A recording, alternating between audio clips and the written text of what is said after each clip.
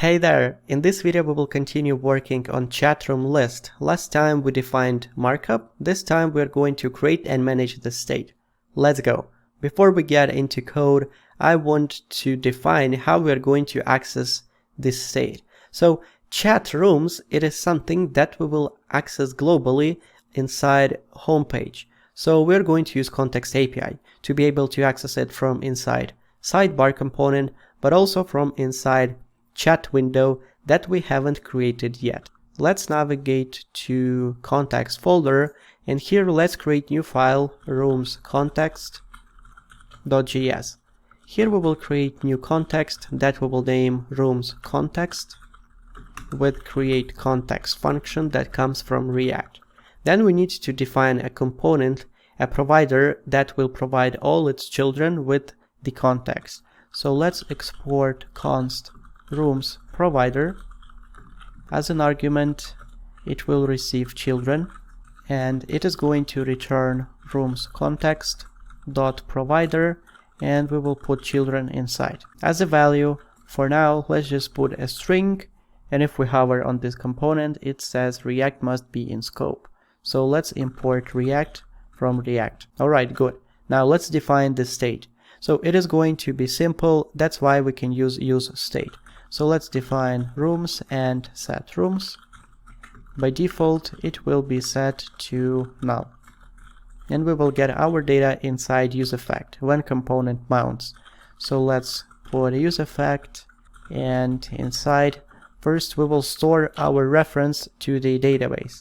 So if we open database, we remember that we store our data under rooms/room ID and then goes data. So what we will do, we will put a real-time listener on rooms so we can get real-time updates.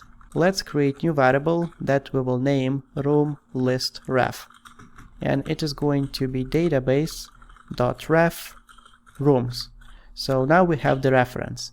Then we're gonna put a real-time listener using .on method. So let's call room list ref .on value, and then for the callback, as for now, it receives snapshot. As for now, we're gonna console log snapshot.value.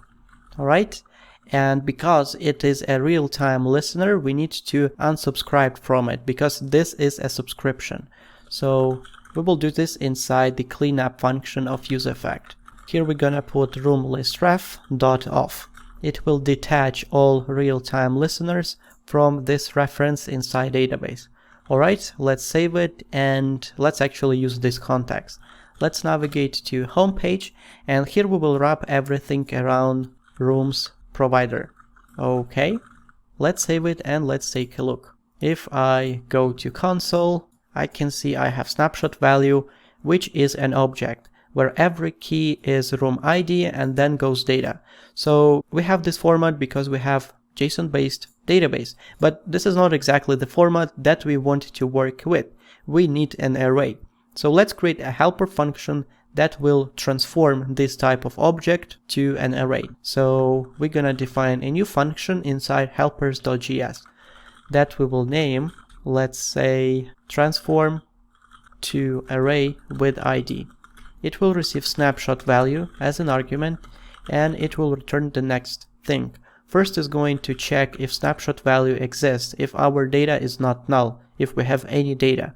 So if this is the case, then we're gonna put the logic, otherwise we will return an empty array. So what will be our strategy? We're gonna call object.keys method to put all room IDs into an array, and then we will map every value, every room ID to this data. Let's go. So let's put object.keys of snapshot value to get all keys as an array. Then we're gonna map every value of this array where every element is room ID to an object that will be all data from our room. We can access it with snapshot value of room ID, and then we're gonna attach ID, another property which is going to be room ID. Alright, let's navigate to rooms context, and here instead of using snapshot.value, let's actually transform it. Let's create new variable data. Here we're gonna put transform to array with ID, and we will pass snapshot rooms.value inside. Alright, and let's console log this data to see what we actually receive. Now, as I can see, I have an array of rooms and I have data, and also I have ID as a property. Alright, so this is what I wanted. Now let's actually update this state.